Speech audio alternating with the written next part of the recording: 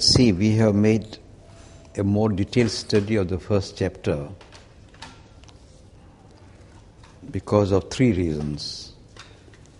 One is, as I have said, it is a summary of the whole book. Secondly, it is a brief chapter, only 4 or 5 pages. But most importantly,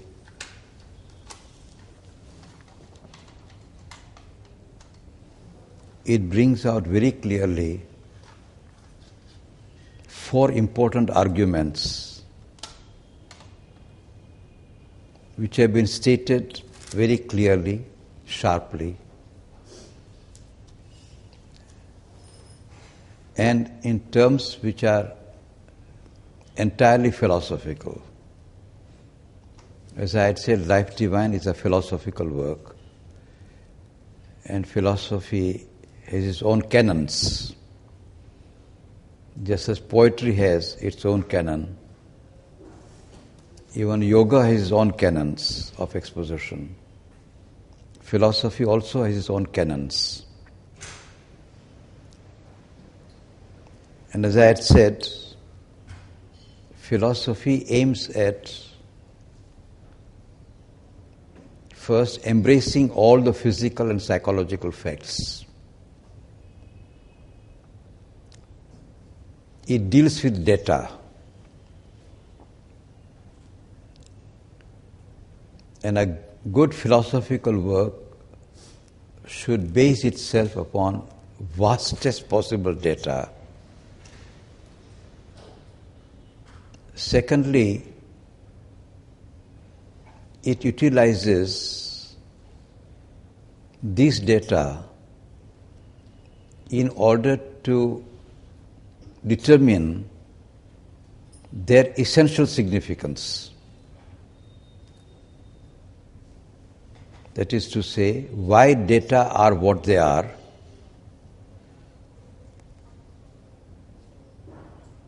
why they ought to be what they are,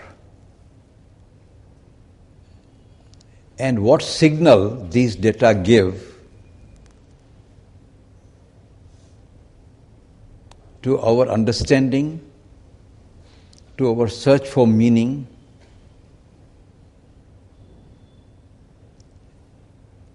and for our highest fulfillment.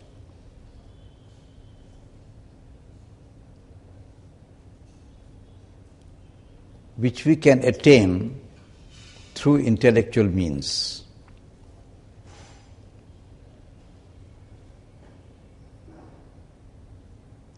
And finally, in doing so,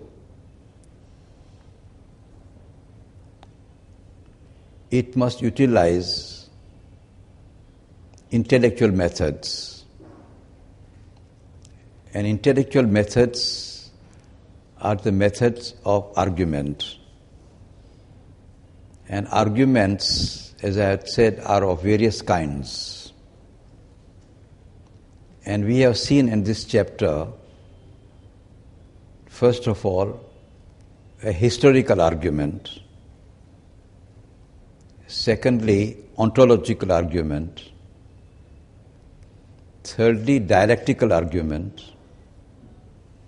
Fourthly, essentially metaphysical argument.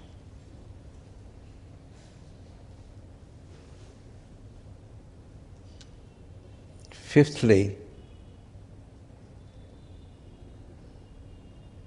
the argument which can be called analogical. If you put all these arguments in right form and right proportion, according to the facts which are presented, the method is entirely intellectual and philosophical. And as I had said, even the selection of the starting point is philosophical, because reference to human aspiration is itself the most philosophical question.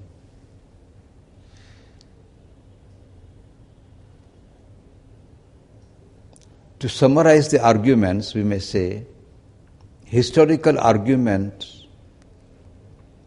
is never conclusive, but it gives a highly probabilistic conclusion. And the historical argument of this chapter is that if you examine history of mankind, there is one fact, major fact, which comes out very sharply, is that there has been a constant aspiration, and that aspiration can be formulated in 4 or 5 terms: God, light, freedom, bliss, immortality.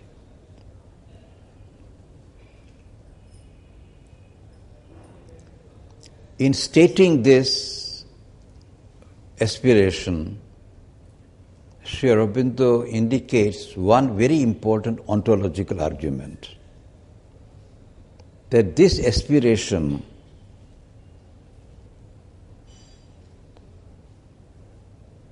is the highest aspiration. And terms like God, light, etc. are the highest that human thought can envisage. And this, as I had said, is the ontological argument. As far as thought is concerned, the highest that the thought can envisage is God. It is a statement which many people do not immediately see, but it is a fact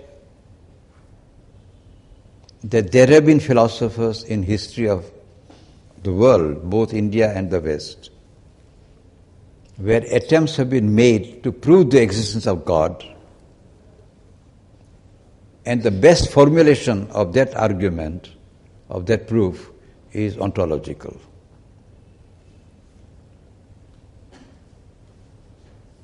Having stated this ontological argument and established that God is the highest that thought can envisage, Sri Aurobindo takes us on a train of thinking which is dialectical in character and points out that this aspiration is in contradiction to the actualities of the world. There is, in other words, a contrast between the actual and the ideal. And often this contrast gives us an argument that actual is real.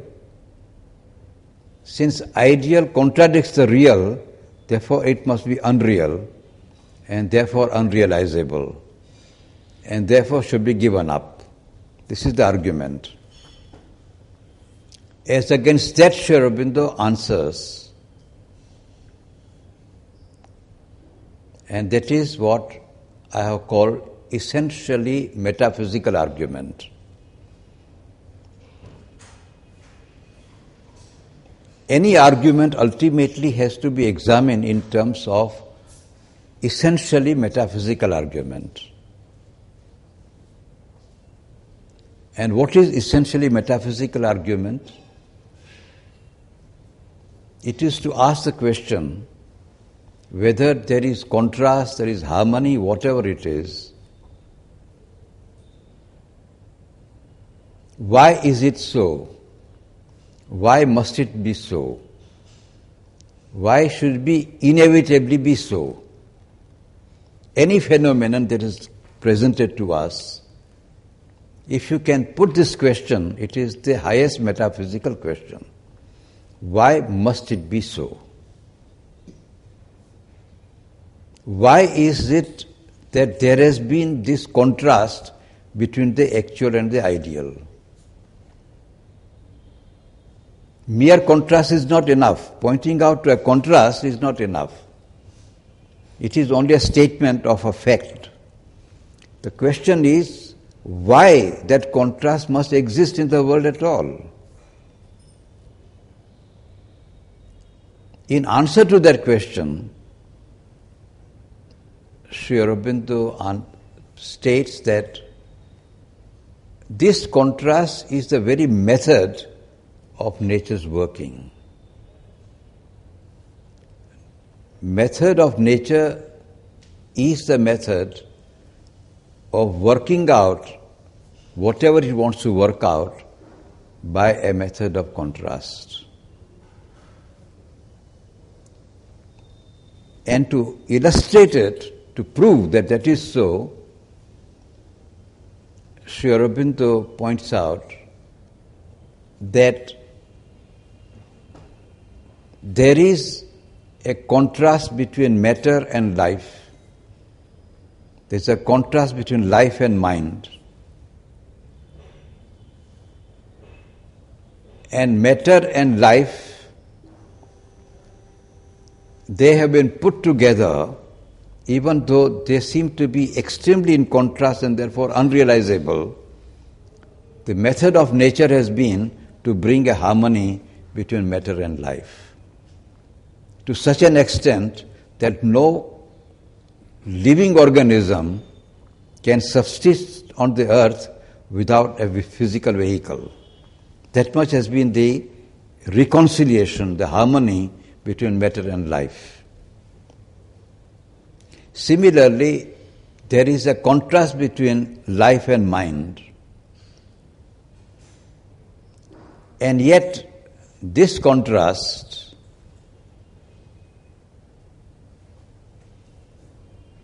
between life and mind has been sought to be reconciled by nature to such an extent that there can be no thinking process if there is no vitalistic process, if it is not a living process.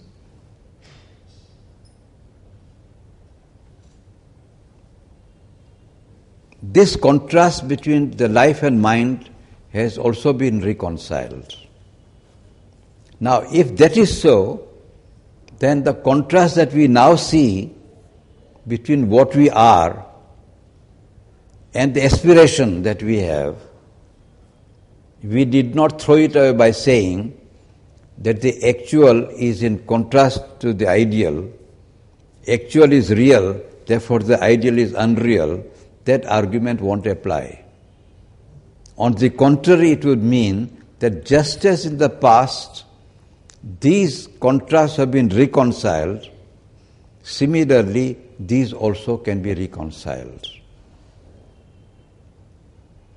Having stated this, Sri Aurobindo brings in a very vast fact into consideration. Just as the history of mankind is a vast fact, similarly Sri Aurobindo now brings a vaster fact. And that fact is the fact of the entire process of evolution. Not only of mankind, but of the whole process of evolution. And it is that fact which is examined by Sri Aurobindo in detail and points out that there is in this world the fact of evolution. In any case, modern science speaks of it.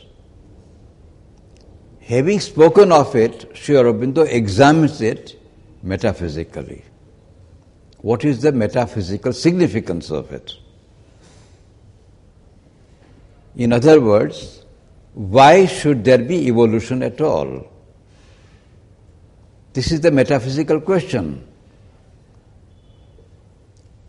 Sri Aurobindo says that present theory of evolution as science has put forth is a theory which simply states that life has evolved in matter and mind has evolved in life.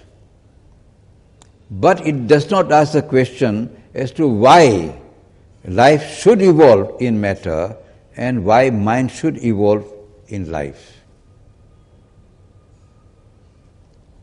Now, how do you answer that question? Now, this question can be debated at length, but this chapter being a very short one, Sri Aurobindo gives an immediate and final answer.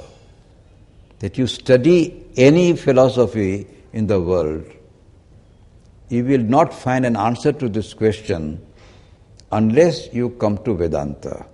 This is one philosophical system which maintains that cause must contain the effect, or effect is always contained in the cause.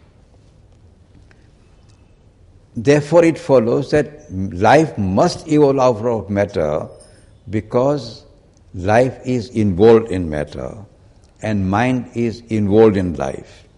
Then Sri Aurobindo says, if so, is mind itself not a similar container of something else?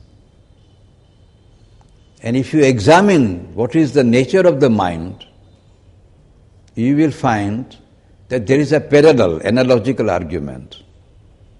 Just as in the life forms there was ascending series, amoeba to the human being, there are so many stages of life movement. More and more complex forms have come in evolutionary process. Why? Because there has been an urge always to develop force of life to meet the environment more and more competently. As a result, new organs have come into existence. New faculties have developed. Why? Because there has been an ascending series and there has been an urge. Similarly, analogically, when we come to human mind and examine the story of the human mind, you find that this human mind also has series of developments. From primitive man to the modern man, there has been a series of developments of the mind. And there is a constant urge. What is the urge? Urge straight going up to God, light, freedom, immortality. The highest possible manifestation, that urge is also be found there.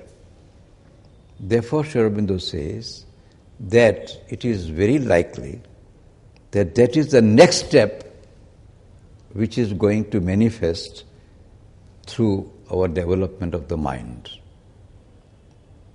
Now, in a sense, you might say the whole argument of the chapter is over. In fact, this is the whole argument of the whole book. The whole book is an affirmation that human mind has reached a stage today, it is struggling today to move forward, and its basic urge is to transcend the limitations of the mind and to manifest what may be called the highest consciousness. The present consciousness of the mind is a linear movement of consciousness. It is a consciousness which limps. It is in search of truth by elimination of error. And it bridges the gulf between the present and the future by building up these bridges of truth. That is all that the mind is doing. The next step will be one, supermind will be a consciousness which will not be a limping movement. It will be possessed of truth. It will not be seeking the truth. It will be possessed of the truth. It will be automatically possessed of the truth. It will not struggle to find out what is the truth. It will know the truth directly and directly. Just as the modern human child immediately understands a number of things, automatically, it is inborn. There is in the human mind an inborn capacity to ask questions, what, why, how. You don't have to teach a child, now ask the question how, ask the question why. It's an automatic movement of the human mind. Similarly, the supermind will be a consciousness which will be possessed of the truth. The knowledge will be inherent in it. It will not have to seek the truth, it will know the truth directly and automatically.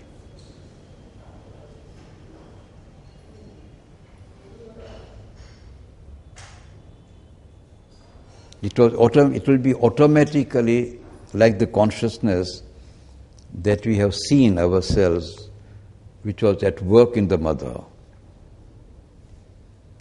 A question whenever was put to her, she had not to seek an answer. She had only to reveal an answer on the spot. She did not have to seek. One day she was taken to show a new ground which was selected, which is called sports ground in the ashram. And